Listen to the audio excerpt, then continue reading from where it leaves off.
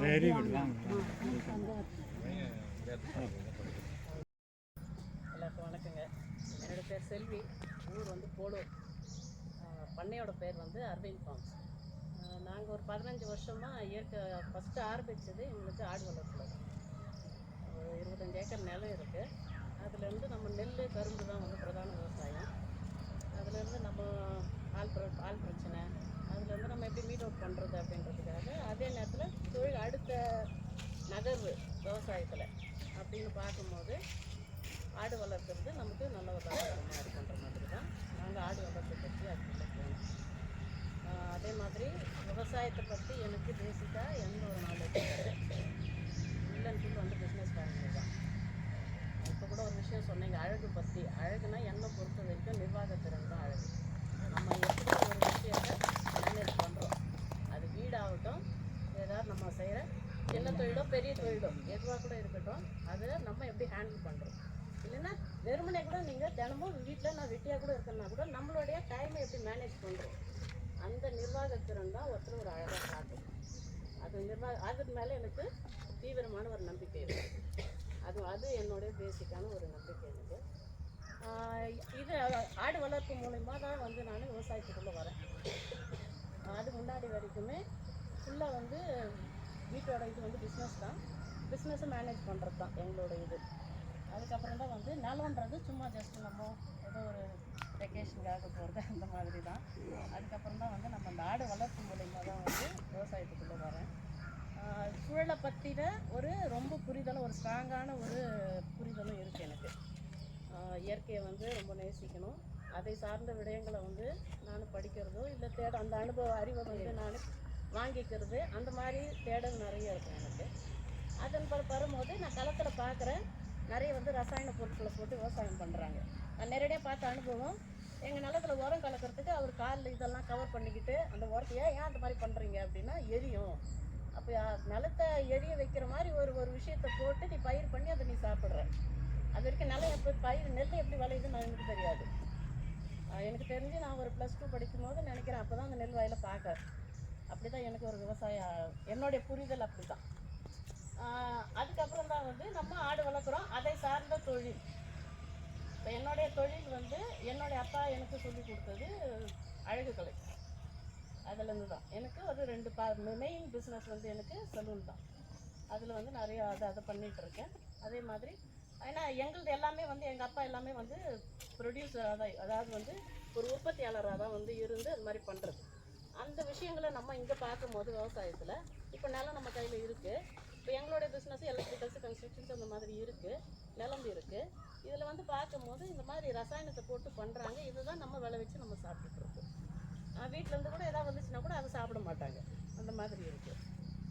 இப்போ ஆடு சார்ந்த விஷயம் பண்ணும்போது இந்த எருவை எப்படி நம்ம பண்ணுறது, அது மாதிரி நம்ம இயற்கை சார்ந்த விஷயங்களை நம்ம தேடும்போது நம்ம இயற்கை விவசாயத்தை எப்படி பண்ணுறது, அந்த மாதிரி அப்படியே ஒரு படிப்பினை தொடர்ந்து அதெல்லாம் பண்ணும்போது சரி விவசாயத்தில் கொஞ்சமாக பண்ணி பார்க்கலாம் அப்படின்ட்டு கொஞ்சமாக எனக்கு ஒரு 10 சென்ட் கொடுங்க. யாரும் வீட்டில் எந்த ரெஸ்ட்ரிக்ஷனும் கிடையாது. நம்ம போவோம். ஆடு வந்து ஃபுல் அண்ட் ஃபுல் வந்து எங்கள் மேனேஜ்மெண்ட்டில் தான் ஃபுல்லாக வந்து சயின்டிஃபிக் டெக்னாலஜியில் பறன் மேலே வளர்க்குறது போயர் ஆடு தான் வந்து நாங்கள் பண்ணிகிட்ருக்கோம் 15 இயர்ஸ் பேக்கு. அதுலேருந்து தான் என்னுடைய ட்ராவல் வந்து ஸ்டார்ட் ஆச்சு அக்ரிகல்ச்சரில். இதிலேருந்து தான் அது இயற்கை விவசாயம். இப்போ நான் எப்படி பரிணமிச்சிருக்கிறேன்னா, இயற்கை விவசாயத்தில் நான் ப்ராக்டிஸ் பண்ணது விவசாயம்னா தெரியாது, ஆனால் விவசாயத்தில் நான் கற்றுக்கிட்டது இயற்கை விவசாயம் தான். இப்போ என்கிட்ட வந்து ஏதாவது கெமிக்கல் உரத்தை பற்றி கேட்டால் எனக்கு தெரியாது, அது எப்படி வந்து மேனேஜ் பண்ணுறாங்கன்னு எனக்கு தெரியாது.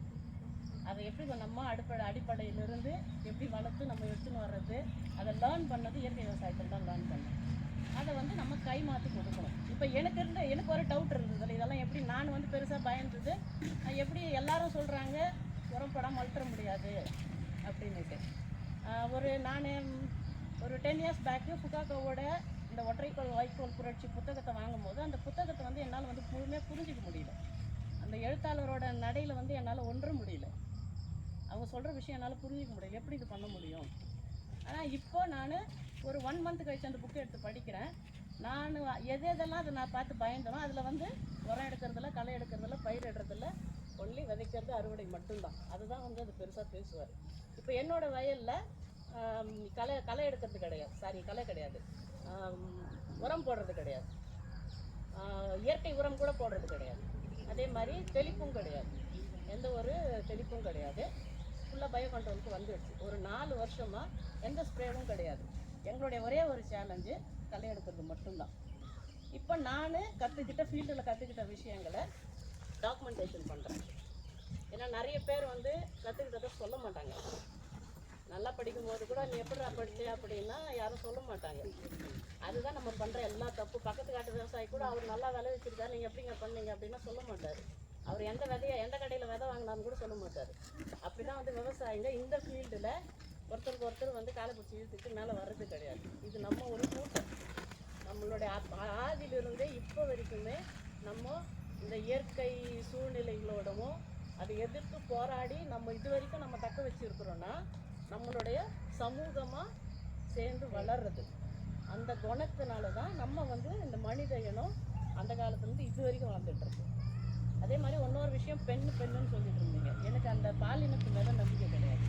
நான் ஃபஸ்ட்டு வந்து அந்த பெண்ணுன்ற அந்த ஐடென்டிஃபிகேஷனுக்குள்ளே என்னால் வந்து திணிச்சிக்க முடியாது. ஏன்னா வந்து அந்த ஐடென்டிஃபிகேஷனை நம்ம உடைச்சி வெளியே வந்தோம்னு தான் நம்ம எல்லாருமே ஒரு சோஷியல் அனிமல், அவ்வளோதான். ஆணும் பெண்ணு எல்லா குழந்தை எல்லாமே வந்து இந்த சொசைட்டியில் இருக்கிற ஒரு உறுப்பினர்கள். நம்மளால் என்ன எஃபிஷியண்ட்டாக பண்ண முடியுமோ அதை வந்து நம்ம இங்கே கொடுக்குறோம். நல்லா எஃபிஷியண்ட்டாக பண்ணுறவங்க ஸ்டேபிள் ஆகுறாங்க, முடியாதவங்க வெளியே போகிறாங்க. இப்போ மென்னு தான் எல்லாம் சூப்பரு, விமன் வந்து கீழேன்னு கிடையாது. நான் அந்த தாட்டை நான் அக்செப்ட் பண்ணவே மாட்டேன். எல்லாராலையும் எல்லா வேலையும் முடியும்.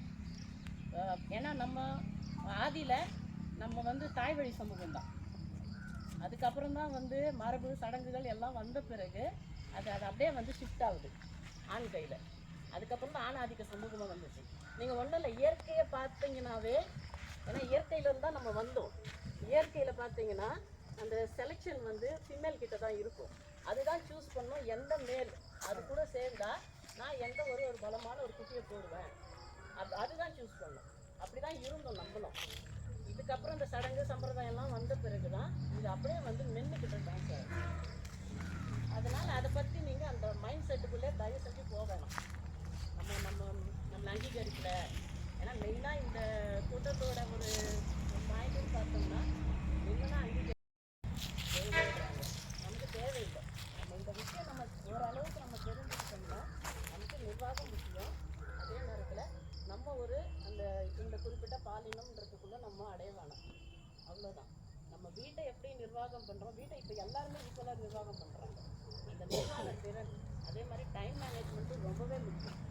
இப்போ நிறைய விஷயங்களில் விமன் ஆகட்டும், இப்போ எல்லாருமே இருபாலருமே சேர்ந்துட்டு மூட நம்பிக்கைக்குள்ளே போகிறாங்க. நான் அடிப்படையில் பகுத்தறிவாதி. அந்த மூட நம்பிக்கை உள்ளே போனோம்னா நம்ம எந்த அளவுக்கு டைம் வேஸ்ட் ஆகுதுன்னு பாருங்கள். இப்போ நீங்கள் ஏதாவது ஒரு காலையில் உங்களுக்கு ஒரு கூட்டம் இருக்கும், வெள்ளிக்கிழமை வச்சுட்டு இருப்பாங்க. ஐயோ நான் காலையில் வீடெல்லாம் பெருக்கி ஒழுகிட்டு விளக்கி ஏற்றிட்டு பூஜை பண்ணிவிட்டு நான் கூட்டத்துக்கு போகணுண்டான்னா உன்னால் அந்த கூட்டத்தில் சிறப்பாகவே உன்னால் பங்கெடுத்துக்க முடியாது. ஏன்னா அங்கே போய் அரிபரியாக வேலையை முடிச்சுட்டு வரீங்க. நீங்கள் ஒன்றும் இல்லைங்க. இப்போ உங்களுக்கு வந்து நீங்கள் அந்த சமய சடங்கெல்லாம் எதுக்கு நீங்கள் உள்ளே எடுத்துகிட்டு வரீங்கன்னா, நான் ஒரு நல்ல ஒரு நெறியோடு வாழணும் அப்படின்ற ஒரு எண்ணத்துக்காக தான். நம்ம ஏதோ ஒரு பற்றுதல் வேணும், அதுக்காக தான் அந்த விஷயங்களுக்குள்ளே போகிறீங்க. நான் எதை வச்சு எனக்கு ஒரு பற்றுதல் எதுன்னா என்னுடைய ஒர்க்கு. நான் இன்னைக்கு எண்ட் ஆஃப் த டே எப்படி நான் ஒர்க் பண்ணியிருக்கேன், அதுதான் வந்து எனக்கு வந்து ஒரு பற்று. இன்னைக்கு நான் நல்லா பண்ணுவேன். நீங்கள் ஒன்ஸ் நீங்கள் இந்த மாதிரி ஒரு மூட நம்பிக்கைக்குள்ளே போனீங்கன்னா, ஐயோ இதனால தான் இப்படி ஆயிடுச்சா. இப்போ எனக்கு இப்போ கூட எனக்கு ஒரு ப்ராப்பராக ஒரு பயிர் பண்ணிகிட்டு இருக்குன்னா அதில் லாஸ் இருக்கும், உனக்கு நல்லா போகும். நான் இருந்தால் அதில் எங்கே தப்பு நடந்திருக்கு நான் எல்லாத்தையுமே எழுதுவேன்.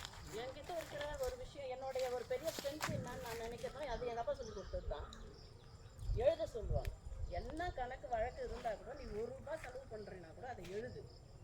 அந்த எழுதுறது தான் உன்னுடைய வளர்ச்சியை காட்டுன்னுவார்.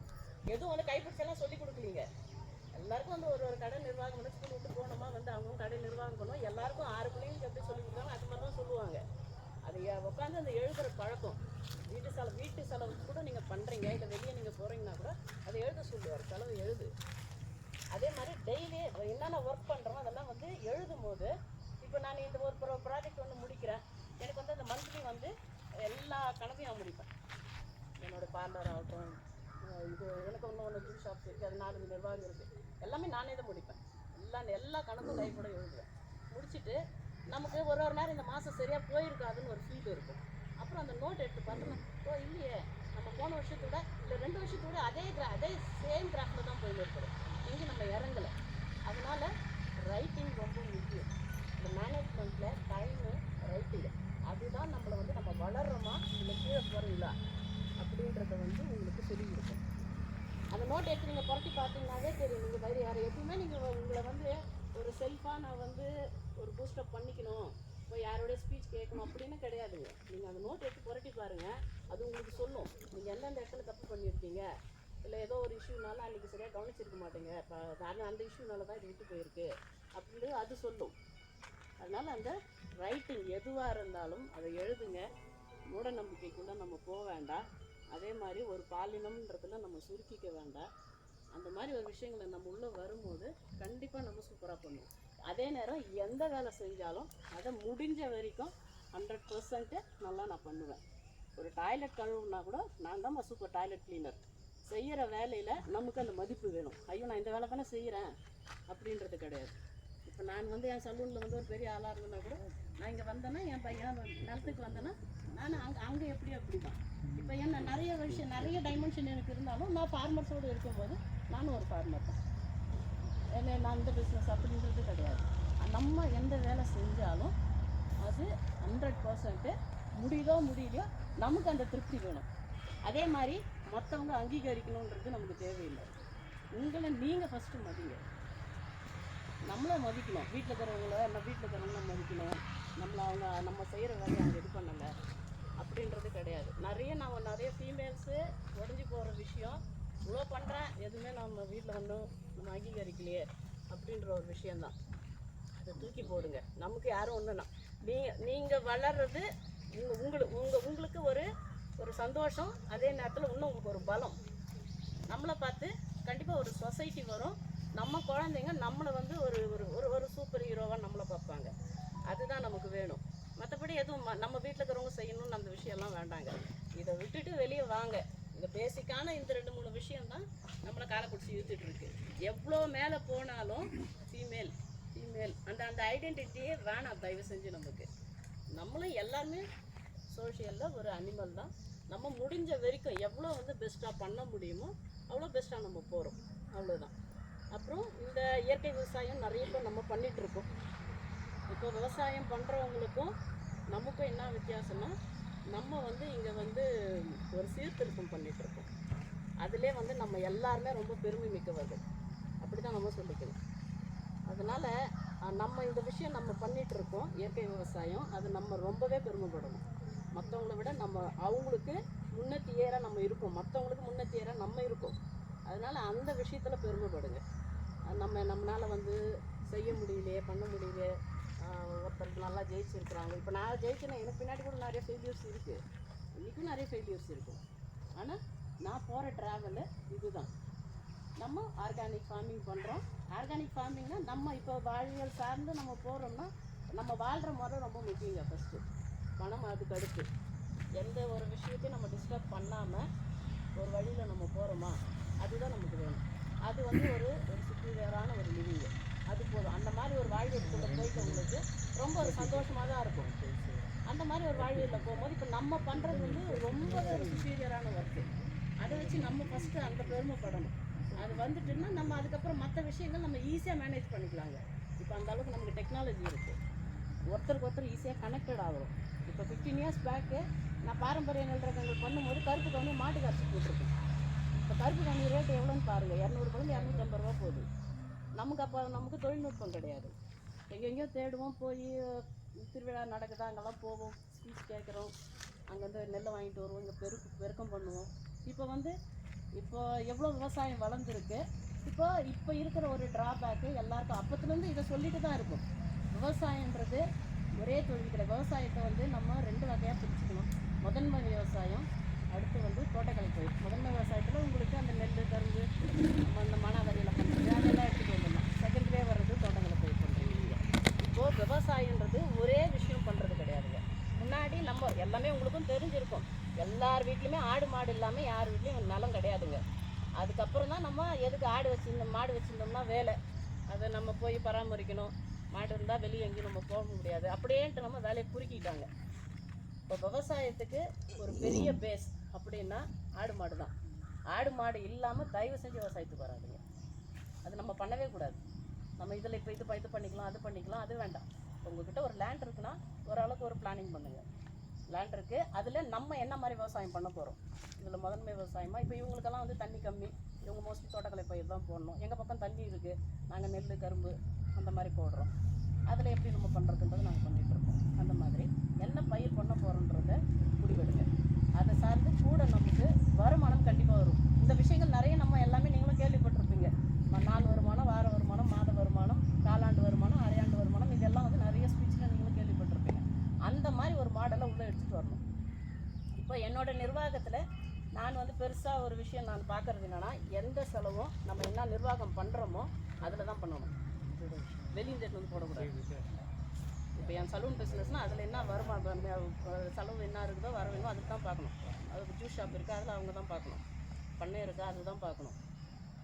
சொல்லிவிடுவேன் இந்த உனக்கான செலவு. ஏன்னா அங்கே நிர்வாகம் பண்ணுறவங்ககிட்ட கொடுத்துருவேன். அம்மா இந்த இவ்வளோ பண்ணுறியா, இந்த செலவு இல்லை, இது வந்துச்சு, இதை பார்த்துக்கோ. இந்த அவங்களுக்கும் தெரியணும், நிர்வாகம் பண்ணுறவங்க அங்கே மேனேஜ் பண்ணுறவங்களுக்கும் தெரியணும். அதனால அந்த ஒரு விஷயத்த நம்ம மைண்டில் அதை வச்சிங்கன்னா தான் வருமானத்தை பெருக்கிறதுக்கான வழி வந்து உள்ளே எடுத்துகிட்டு வருவீங்க. இல்லைன்னா இல்லை நிலம் இருக்குது, எனக்கு தண்ணி இல்லைப்பா, நான் ஏதோ வச்சுட்டு இருக்கோம்பான்ட்டு நம்ம அதே பேசுகிறதே பேசிகிட்டே இருக்க வேண்டியது தான்.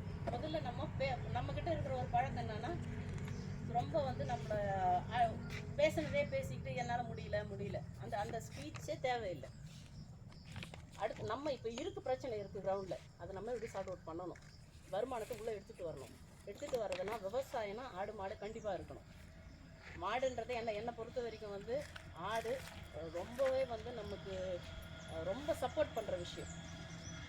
அது நான் ப்ராக்டிக்கலாகவும் நான் பார்த்துருக்கேன். நான் அதில் எனக்கு ரொம்பவே நாலேஜ் ஜாஸ்தின்னு சொல்லுவேன். ரொம்பவே நான் என்கிட்ட பேச வரேன் கூட. இப்போ வந்து எனக்கு கொரோனாக்கு அப்புறம் வந்து என்னால் கொஞ்சம் நிறைய வேறு பிஸ்னஸில் கொஞ்சம் டைவெர்ட் ஆனதுனால என்னால் கொஞ்சம் கான்சன்ட்ரேட் பண்ண முடியல என்னோடய கோட் ஃபார்மை. இப்போ வந்து கொஞ்சம் நிறுத்தி தான் வச்சுருக்கு. அதுக்கு முன்னாடி எனக்கு 450 கோல்டு கோயர் கோட்ஸை நான் வந்து ட்ரீட் பண்ணிகிட்டு இருந்தோம். அப்படி தான் நாங்கள் பண்ணிகிட்டு இருந்தோம். இப்போ அந்த மாதிரி எது உங்களுக்கு லாபமாக இருக்கும், அதே மாதிரி நமக்கு வந்து நிறைய டைம் வந்து விரயமாகக்கூடாதுங்க. போயிட்டு நம்ம போய் பண்ணையில் போயிட்டு ரொம்ப நாளைக்கு ஒரு மாடு இருந்துச்சுன்னு வச்சுங்க, அது பக்கத்தில் ஒரு ஆள் வந்துகிட்டே இருக்கணும். மாடுன்னா ஒரு இயற்கை விவசாயத்துக்கு ஒரு சாணம் கோமியம், அதில் நீங்கள் மீனம்லாம் பஞ்சகோமியம் இதெல்லாம் பண்ணிக்கிறீங்களா, பண்ணிக்கிங்க. மீதி உங்களுக்கு நமக்கு கொஞ்சம் ஓரளவுக்கு ஃபீஸிபிளாக பண்ணுறதுனா கோழி வளர்க்கலாம், ஆடு வளர்க்கலாம். அதெல்லாம் நமக்கு ஓரளவுக்கு ரொம்ப வந்து மேன் பவரை நம்பி இருக்கிற மாதிரி இருக்காது. அந்த மாதிரி பண்ணிக்கலாம். சொல்லுங்கள் சொல்லுங்கள். அவங்க தொடர்ந்து வந்து 6 விஷயங்களை உள்ளே எடுத்துகிட்டு வரணும். விவசாயத்தை முதல்ல 2ஆக பிரிச்சுக்கிறீங்க. முதன்மை விவசாயம் ப்ளஸ் தோட்டக்கலை விவசாயம்னுட்டு. அதுக்குள்ளே நீங்கள் என்னென்ன ஓரளவுக்கு எடுத்துகிட்டு வரலான்னா, கால்நடை வளர்ப்பு மெயினாக இருக்கணும். அடுத்து கோழி வளர்ப்பு, தேனி வளர்ப்பு வச்சுக்கலாம். அதே மாதிரி நம்மளுடைய உர உற்பத்தி நம்மக்கிட்ட இருக்கணும். இடுபொருள் உற்பத்தி நம்மக்கிட்ட இருக்கணும். அதே மாதிரி அந்த பாதுகாப்பு கரைசல்களாகட்டும், வளர்ச்சி ஊக்கிகளாகட்டும், அதை நம்ம வந்து தயாரிக்கிறது. அப்புறம் வந்து நம்ம விதைகளை நம்மளே உருவாக்கம் பண்ணுறது. நீங்கள் தோட்டக்கலை பயிராக இருந்தால் நாற்று பண்ணைகளை உருவாக்கலாம். அந்த மாதிரி இந்த மாதிரி ஒரு 6 விஷயங்களை வந்து இதுதான் வந்து அடிப்படை கட்டமைப்பாக இருக்கணும் விவசாயத்தில்.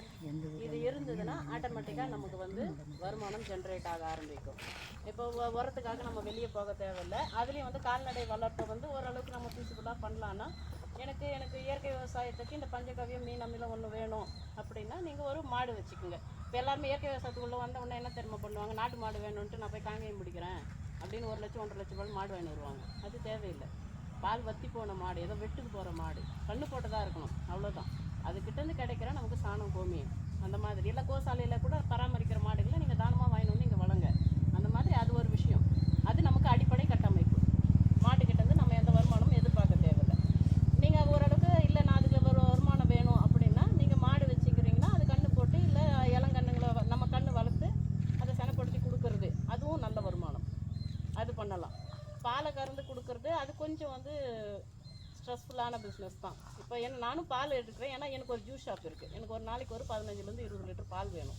இப்போ என்னுடைய பிஸ்னஸ் எல்லாமே வந்து ஓரளவுக்கு சுயசார்பாக வெளியேந்து பொருளை வாங்கக்கூடாதுன்றதில் நான் கவனமாக இருப்பேன்.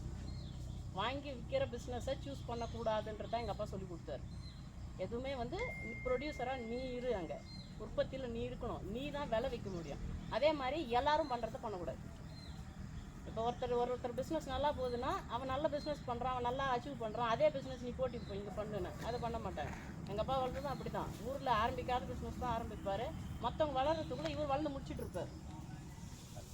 அந்த மாதிரி டெக்னிக்ஸ் தான் நம்ம கையில் எடுக்கணும். எல்லாரும் பண்ணுறத நம்ம எடுத்தோம்னா நம்ம இப்போ நமக்கு வாழணும், அதே நேரத்தில் நம்ம ஒரு பிஸ்னஸ்ஸு லாபகரமாக பண்ணணும். இன்றைக்கி ஒரு நாள் நீங்கள் ஒரு பிஸ்னஸ் நீ பண்ணுறீங்கன்னா அதில் நமக்கு ஒரு லாபம் இருக்கணும் கண்டிப்பாக. இப்போ விவசாயம் அது வந்து ஒரு கலாச்சாரம் அப்படின்ற மாதிரி ஒரு பழமைக்குள்ளே உங்களை வந்து அதையும் ஒரு பிரைன் வாஷும் பண்ணுறாங்க. விவசாயம் பாரம்பரியமான தொழில், விவசாயன்ற ஒரு இப்போ நான் கூட இப்போ வெளியே இருந்தால் நான் வந்து பண்ணுறேன். இப்போ நான் போய் இறங்கி களை எடுத்தோம், நான் எதுவும் பண்ணலை. நான் வந்து ஒரு 10-15 பேருக்கு வந்து பர்மனெண்ட்டாக வேலை கொடுக்குறேன். நான் இன்னும் வந்து அது அதிகம் பண்ணணும்னு தான் பார்க்குறேன். என் மூலிமா இப்போ எங்கள் அப்பா வந்து என்னை வந்து பேசிக்காக தான் படிக்க வச்சார். டிகிரி படிக்க விடவே இல்லை, எங்களை யாருமே டிகிரி படிக்க விடல. நீ படிச்சின்னா என்ன ஒரு 4000-5000 ரூபாய் சம்பளத்துக்கு நீ போவ, அவங்கக்கிட்ட கை கட்டின்னு இருப்ப. நீ ஒரு 100 பேருக்கு வேலை கொடுக்குற மாதிரி ஒரு பிஸ்னஸை பண்ணு. நீ அப்படியே வந்து சப்போஸ் மேரேஜ் ஆனால் கூட நீ வந்து ஒரு 10 பேருக்கு வேலை செஞ்சுன்னு ஒரு ஃபேமிலியும் பார்த்திங்கன்னா அழகாக ஒரு பிஸ்னஸ் வேணால் நீ இருக்கலாம் அப்படின்னு தான் சொல்லி எங்களை வளர்த்தாரு. அதை தான் வந்து பண்ணிகிட்ருக்கோம். அதனால் நம்ம ஓரளவுக்கு அது உள்ள நிறைய பேர் வந்து வேலையை வந்து கொடுக்கணும். அந்த மாதிரி விஷயங்களை வந்து உள்ளே எடுத்துகிட்டு வரணும். இந்த மாதிரி பண்ணலாம். இப்போது நம்ம ஆடு வளர்க்குறீங்க. ஆடு வளர்க்குறதுலேயும் நீங்கள் கிட ஆடு வளர்ப்பு. இப்போ இறைச்சி தேவை அதிகமாக இருக்குது. இப்போ நான் ஒரு விஷயம் சொன்னேன். இப்போ நீங்கள் எல்லா இடத்துக்கும் போங்க, கறி கடையில் நம்ம நாட்டு ஆடு எந்த அளவுக்கு வருதுன்னு பாருங்கள். எல்லாம் ஆந்திரா ஆடு வருது, கர்நாடகா ஆடு வருது, அதிகப்படியாக ராஜஸ்தான் ஆடு வருது. நாங்கள் 15 இயர்ஸ் பேக் ராஜஸ்தான்லேருந்து ஆடு எடுத்துன்னு வரும்போது எங்கள் ஊர்லலாம் அவ்வளோ வித்தியாசமாக பார்த்தாங்கன்னா இந்த ஆடெல்லாம் இப்படிலாம் இருக்குன்னு. இப்போ சாதாரணமாக கிடைக்குது. சிரோஹி பத்திசா அந்த ஆடுங்கள்லாம் வந்து சாதாரண மார்க்கெட்டில் வருது. ஏன்னா அந்த நம்மளோட இறைச்சி தேவையை வெளி மாநிலங்கள் தான் பூர்த்தி பண்ணிட்டு இருக்கு. ஏன் நம்மக்கிட்ட நிலம் கிடையாதா? எல்லாருமே விவசாயம் பண்ணுறோம், வருமானம் இல்லைன்னு சொல்லிட்டு இருக்கோம். வருமானத்தை எப்படி பெருக்கணுன்றது நம்மக்கிட்ட லேண்ட் இருக்குது. அந்த லேண்டில் நம்ம வருமானத்தை எப்படி பெருக்கணுன்றது தான் வந்து நம்ம யோசிக்கணும். இப்போ ஆடு வளர்ப்புன்றது நல்ல பிஸ்னஸ்ஸு. அதே மாதிரி கிடா ஆடு வளர்ப்பு பண்ணுங்கள். ஒரு 4 மாதம் குட்டி வாங்கிட்டு வந்தீங்களா, உங்கள் இடத்துல கூட இந்த பண்ணையில் இருக்குதுன்னா ஒரு இவ்வளோ இலதழை இருக்குது, இதில் ஒரு செம்மறி ஆட்டுக்குட்டி ஒரு 10 குட்டி வாங்கி விட்டீங்கன்னு வச்சுங்க, நிலம் சுத்தமாகவும் இருக்கும், நமக்கு ஒரு இன்கம். 6 மாதம் வளர்த்தீங்க, 4 மாதம் குட்டி வாங்கி ஒரு 6-7 மாதம் வளர்த்தோம், 1 வயசு 1.5 வயசு. நீங்கள் வாங்கும் போது ஒரு 3000-4000 இருக்கும், விற்கும் போது 8,000-10,000 ரூபாய் நல்ல ரேட்டு போகும். நமக்கு ஷார்ட்டான ஒரு வருமானம் தானே இது. ஸ்ட்ரெஸ்ஸும் கிடையாது, ஸ்மார்ட் ஒர்க்கு தான். இங்கே நம்மளும் ஒரு நாள் ஃபுல்லாக வேலை செஞ்சுட்டே இருக்கலாம், ஸ்ட்ரெஸ்ஃபுல்லான ஜாப்பு. அது எப்படி ஸ்மார்ட்டாக நம்ம அதே நேரத்தில் பணம் எப்படி ஏர்ன் பண்ணுறோம், அதுதான் இங்கே நம்ம ப்ளே பண்ணணும். அந்த மாதிரி கிடா ஆடு வளர்ப்பு பண்ணலாம். அதுக்கடுத்து நீங்கள் அப்கிரேட் பண்ணுறேன் நான், அதுக்கப்புறம் நான் ப்ரீடிங்கில் எடுத்தோடனே எல்லோரும் என்ன பண்ணுவாங்க, நான் ஒரு 50 ஆடு வாங்கிட்டு வர்றது, குட்டி போட்டு அதை வளர்க்குறன்றது. ஒரு விஷயம் நம்ம நல்லா தெரிஞ்ச பிறகு தான் ஒரு விஷயத்துக்குள்ளே இறங்கணும். இப்போ கூட நான் சொன்ன விவசாயத்தை பற்றி எனக்கு தெரியாது, ஆனால் விவசாயத்தை பற்றி இப்போ எல்லாருக்கும் சொல்லிக் கொடுக்குற இடத்துல நான் இருக்கிறேன்னா கற்றுக்கிட்டதை டாக்குமெண்டேஷன் பண்ணுறேன், கைமாற்றி விடுறேன். நான் இங்கெங்கெல்லாம் தப்பு பண்ணப்பா, இந்த விஷயங்களெல்லாம் வந்து ப்ராப்பராக டாக்குமெண்டேஷன் பண்ணுறோம், சொல்கிறேன். அவ்வளோதான். அந்த அனுபவ பகிர்வு வேணும் எல்லாருக்குமே. அதை பண்ணிட்டு போகணும் நம்ம, சரிங்களா? அதனால் இந்த இந்த இந்த இந்த எதுக்கு நமக்கு வருமானம் வர விஷயங்களும் உள்ளே எடுத்துகிட்டு வரணுமோ பண்ணுறோம். உரம் உற்பத்தி பண்ணுறோம். அதே மாதிரி ஆடு மாடு வளர்ப்பு, கோழி வளர்ப்புலேயும் வந்து நம்ம முட்டை கோழி வளர்க்குறது பண்ணலாம், இறைச்சி கோழி பண்ணலாம். அந்த மாதிரி விஷயங்கள் இப்போ நாங்கள் பண்ணுறது கைலின்னு ஒரு இனம் பண்ணிகிட்ருக்கோம். அது வந்து முட்டை உற்பத்திக்கும் நல்லாயிருக்கும், இறைச்சியாக கொடுக்குறதுனாலும் அது பண்ணிக்கலாம், அது செய்யலாம். அப்புறம் வந்து நீங்கள் தேனி வளர்க்குறது செய்யலாம், அது கொஞ்சம் ப்ராக்டிஸ் வேணும். அது உங்களுக்கு வந்து விவசாயத்துக்கும் வந்து ஒரு ஹெல்ப்ஃபுல்லாக இருக்கும். அதே நேரத்தில் அதில் ஒரு வருமானம், அது கொஞ்சம் ப்ராக்டிஸ் இருக்கிறதுனால தான் பண்ண முடியும். எனக்கு தெரிஞ்ச வரைக்கும் ஈஸியான ஒரு பிஸ்னஸ்னால் ஆடு வளர்க்குறது, கோழி வளர்க்குறது. அது கொஞ்சம் ஓரளவுக்கு நம்ம பீஸ்ஃபுல்லாக பிஸ்னஸை பண்ணிக்கலாம். அது முடிச்சுட்டு நீங்கள் என்ன மாதிரி விவசாயம் பண்ணுறீங்க? இப்போ நான் நெல் பண்ணுறேன், அதே மாதிரி தீவனத்தை வளர்க்குறேன். என்னுடைய பிஸ்னஸ் எப்படி இருக்குதுன்னா, நெல்லில் வந்து அதை வந்து மதிப்பு கூட்டி அரிசி ஆக்குறேன். அந்த அரிசியில் கிடைக்கிற தவிட அந்த வைக்கோலை வந்து என் மாடுங்களுக்கு ஆடுங்களுக்கு தீவனமாக போயிடுது. அதில் எனக்கு ஒரு 20% வந்து எனக்கு செலவு குறையுது. தவிட்டெல்லாம் நான் வெளியே போய் வாங்கலை, அரிசி இதெல்லாம் நான் வெளியே போய் வாங்கலை. அதில் இருக்கிற வேஸ்டேஜ் என் ஆடு மாடுங்களுக்கு கிடச்சிடுது, அது யூஸ் பண்ணிக்கிறோம். அடுத்து வந்து விதைகளை வந்து பெருக்கி மற்றவங்களுக்கு விற்பனை பண்ணுறோம். அரிசியை வந்து மதிப்பு கூட்டி விற்பனை பண்ணுறோம். இதுதான் வந்து அரவிந்த் ஃபார்ம்ஸோட விற்பனை தளம். அந்த மாதிரி இருக்குது. சரிங்களா? அந்த மாதிரி நீங்கள் என்ன மாதிரி விவசாயம் பண்ணுறீங்களோ அதை வந்து விற்பனை தளத்துக்கு எடுத்துகிட்டு வாங்க. விற்பனை தளத்துலேயும் வந்து ஓரளவுக்கு நம்ம கொஞ்சம் டெக்னாலஜியோடு இருக்கணும். நமக்குள்ளே வந்து சுருக்கிக்காமல், இப்போ எல்லாராலையும் வந்து ஓரளவுக்கு ஃபேஸ்புக் வாட்ஸ்அப்பில் போட்டு அதை கரெக்டாக ஃபாலோ பண்ணி பொருளுங்களை வந்து பார்சல் ஆஃபீஸ்க்கு அமுச்சு அதை வந்து கரெக்டாக எடுத்துகிட்டு போய் சேர்க்குறது அது கொஞ்சம் கஷ்டம். அதுக்கு இந்த மாதிரி மக்கள் நல சந்தை மாதிரியான இந்த குழுக்கள் இருக்குது. அது வந்து சூப்பராக நீங்கள் யூஸ் பண்ணிக்கோங்க. இந்த மாதிரி ரொம்ப சிறு குறு விவசாயிங்களுக்கு ரொம்ப சப்போர்ட்டிவான ஒரு விஷயம். இதை எல்லா ஃபார்மர்கிட்டையும் நாங்கள் சொல்கிறோம், குழுவாக இணைஞ்சு வேலை செய்யுங்க. இப்போ வந்து ஒரு 10 ஏக்கருக்கு மேலே போயிட்டாங்கன்னா ஓரளவுக்கு பெரிய விவசாயிங்க அவங்க பண்ணுவாங்க. அவங்க வந்து இப்போ எங்களுக்கு ஓரளவுக்கு ஒரு செட்டப் இருக்குது. எங்ககிட்ட ஒரு பேசிக்காக ஒரு 10லேருந்து ஒரு 15 ஸ்டாஃப்ஸ் எப்பவுமே இருக்கிறாங்க. அதனால் எனக்கு ஒரு பார்சல் அனுப்புறதோ மற்ற விஷயத்தை பார்க்குறதோ இதுலேருந்து அதில் ஆளை மாற்றி போடுறதோ எங்களுக்கு ஒரு செட்டப் இருக்கிறதுனால எங்களால் வந்து ஈஸியாக பண்ண முடியுது. இப்போ நம்ம வந்து ஒரு சின்ன விவசாயிங்க நிலத்தையும் பார்க்கணும், அவங்க விற்பனையும் எடுத்துன்னு போகணும், மற்ற விஷயத்தையும் பார்க்கணுன்னா ரொம்ப சிரமம். இன்றைக்கி கூட நீங்கள் வந்திருப்பீங்கன்னா உங்கள் வேலைங்களெல்லாம் விட்டுட்டு தான் வந்திருப்பீங்க. அதனால் நம்ம ஒரு சின்ன விவசாயிங்க குழுவாக செயல்படுறது தான் நமக்கு பலம். அதனால் அந்த குழுவாக ஈடுபடுறது அதை வந்து ரொம்ப எந்த அளவுக்கு உங்களால் யூஸ் பண்ணிக்க முடியுமோ அதை 100% யூஸ் பண்ணுங்கள். இந்த மாதிரி கூட்டங்களில் அந்த மாதிரி ஒருத்தருக்கு ஒருத்தர் இன்ட்ராக்ஷன் இருக்கணும், அறிமுகம் இருக்கணும். நீங்கள் கலந்து பேசிக்கும் போது தான் இவங்ககிட்ட இந்த பொருள் இருக்குது, அதை அவங்ககிட்ட நம்ம வாங்கிக்கலாம், இல்லை அவங்கக்கிட்ட இது இருக்குது நம்ம வாங்கிக்கலாம் அப்படின்னு உங்களுக்குள்ளே நல்ல ஒரு சப்போர்ட்டிவாக இருக்கும். அதை வந்து பண்ண ஆரம்பிங்க, அது பண்ணிக்கலாம். அதே மாதிரி விவசாயத்துலேயும் வந்து சின்ன டெக்னிக்ஸு தொழில்நுட்பத்தை வந்து நம்ம பயன்படுத்தணும். இப்போ நாங்கள் நெல் விவசாயம் எல்லார் மாதிரியும் நான் பண்ணுறது கிடையாது. இப்போ நான் எந்தெந்த இடத்துல என்னால் இப்போ செலவு குறைக்கணும்னு நினைக்கிறேனோ அந்தந்த இடத்துக்கு எந்தெந்த டெக்னிக் யூஸ் பண்ண முடியுமோ அதை பார்க்குறேன். இப்போ எனக்கு வந்து நாற்றங்கால் செலவை நான் குறைக்கணும்னு யோசித்தேன். அதனால் நெல்லை வந்து மோஸ்ட்லி எல்லோரும் நீங்கள் பார்த்துருப்பீங்க ட்ரம் சீடரில் போடுவாங்க. இப்போ நாங்கள் பண்ணுறது எப்படின்னா ட்ரம் சீடரில் போட்டோம்னாலும் சரியான சீரான முளைப்பு இருக்காது.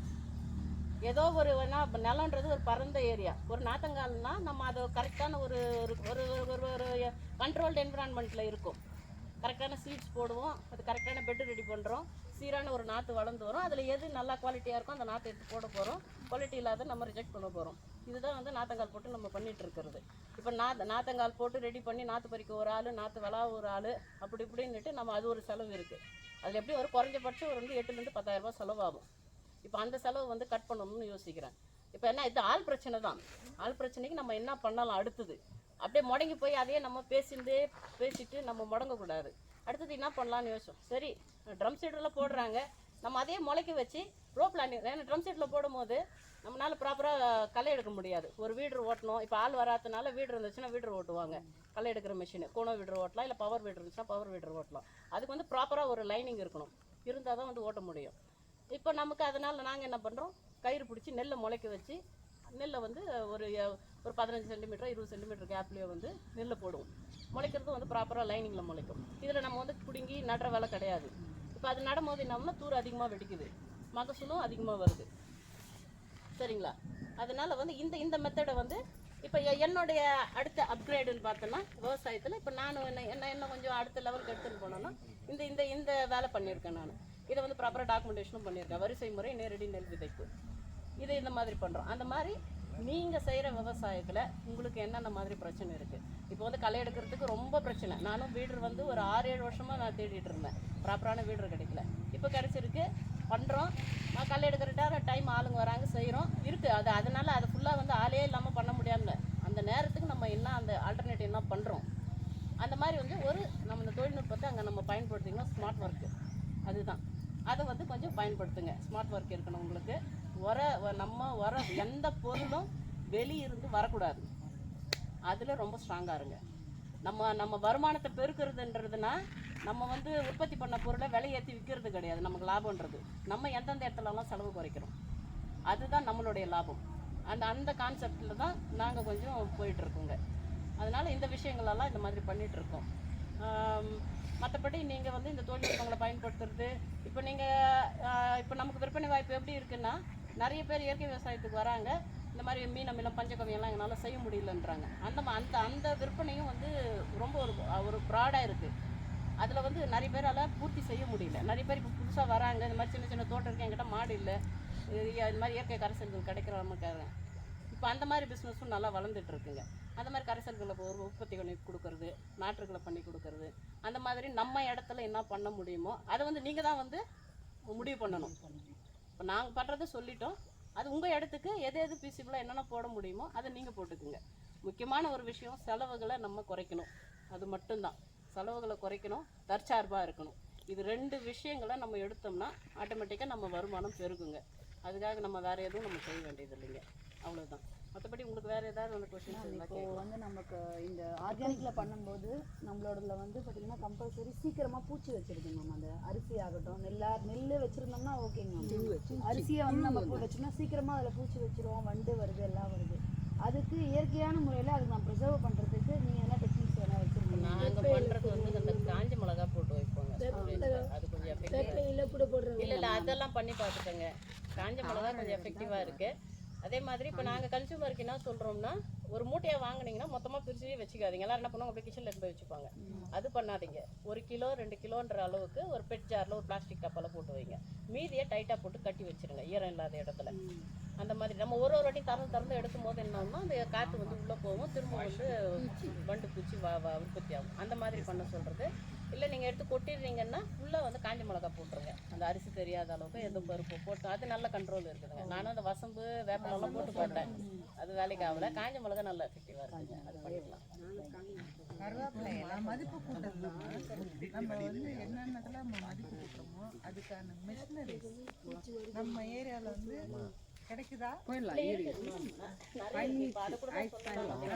ஒருத்தர் கூட சொல்லியிருந்தாரு, அரிசி அரைக்கிறதுக்கு சிறிய அளவிலான 30 ரூபா 30,000 35,000 ரூபாயிலே வந்து சின்ன சின்ன யூனிட்டுங்கெல்லாம் வருதுங்க. அதையே கூட நம்ம போட்டு நெல் உரிச்சு எடுக்கிற மிஷின்ஸ் அந்த மாதிரி நிறைய வருது. வேலூர்ல இருந்து ஆந்திராவுக்கு போயிட்டுக்கிறாங்க, சித்தூர் போறாங்க. இப்போ நாங்களும் சித்தூர் போனோம். சின்ன சின்ன மிஷின் பக்கத்துல இருக்கு. சித்தூர்ல கொஞ்சம் சீப்பா இருக்கு நமக்கு. மற்றபடி இங்க லோக்கல்ல பண்றவங்க 8 ரூபாய் கிலோக்கு. இது ஒரு இடம் இருக்கு. எங்க வில்லேஜுங்கள் அதிகமாக இருக்கும்போது நகை திறந்து வைக்கும்போது டிரான்ஸ்போர்ட்டு எல்லாம் எக்ஸ்ட்ரா ஆகுது. அதனாலே அதை கைவிட்டுறாங்க. இப்போ நிறைய யூடியூப்ல சர்ச் பண்ணீங்கன்னா எக்கச்சக்கமா வரும். நீங்க சொன்ன மாதிரி விவசாயிக டீம் இருக்கு இல்லைங்க, அந்த டீமோட இவங்க இணைஞ்சாங்கன்னா அதுதான் ரொம்ப முக்கியம். இப்போ அதுல நீங்க வேலைங்களை ஸ்ப்ளிட் பண்ணிக்கலாம். இப்போ நீ வந்து உற்பத்தியில இரு, நான் வந்து இந்த மாதிரி மெஷினரிஸ் மதிப்பு கூட்டுறதுல இருக்கிறேன், நான் பேக்கிங்ல ஒருத்தர் இருங்க, சேல்ஸ்ல ஒருத்தர் இருங்க. இப்போ உயிர் ஆர்கானிக்ஸ் நீங்க கேள்விப்பட்டிருக்கீங்களா என்னன்னு தெரியல, ஈரோடு உயிர் ஆர்கானிக்ஸ் அவங்கெல்லாம் வந்து நம்மள மாதிரி சின்ன விவசாயியா இருந்தவங்க தான். இன்னைக்கு தமிழ்நாட்டுல எவ்வளோ கிளைங்க அவங்க, சரிங்களா? அதெல்லாம் ஒரு பெரிய முன்னோடிங்களா இருந்தவங்க. நம்மள மாதிரி சாதாரண விவசாயி இந்த மாதிரி கூட்டம் போட்டு அந்த மாதிரி பண்ணிட்டு இருந்தவங்க தான். ஒருத்தருக்கு ஒருத்தர் வேலையை பிரிச்சுக்கிறாங்க. பெரிய பெரிய சூப்பர் மார்க்கெட் எல்லாம் உயிர் ஆர்கானிக்ஸ் திறக்கிறாங்க. அந்த மாதிரி நம்ம அந்த குழு ஒருங்கிணைப்பு ரொம்ப முக்கியங்க. அதுல யாருக்கும் அந்த ஈகோயிசம் இருக்கவே கூடாது. நீ பெருசா பண்ணிட்டா நான் எல்லாமே இங்க கூட்டா ஒருத்தர் எல்லாமே. இப்போ நான் கூட என்கிட்ட வேலை செய்யறவங்கள ஒரு உதவியாளர் தான் சொல்லுவேன், என்னோட அசிஸ்டண்ட் தான் சொல்லுவேன் எல்லாருமே. ஏன்னா அவங்க என்னோட வேலையை பகிர்ந்துக்கிறாங்க. அவங்கள நம்ம போய் அவங்க என்கிட்ட சம்பளம் வாங்குறாங்க அந்த எண்ணமே கீழேருந்து மேலே இருக்கு. அவங்களுக்கு வந்து ஒரு அசிஸ்டண்ட் தான் அவங்க. எங்களோட வேலையை சப்போர்ட்டிவாக அவங்க கூட இருக்கிறாங்க. அவங்க நமக்கு அந்த ஒரு சின்ன ஒரு புரிதல் இருக்கணும். நீங்கள் குழுவாக போனோம்னா தான் கொஞ்சம் நல்லா இருக்குங்க. அதையும் படிச்சுட்டு அப்படியே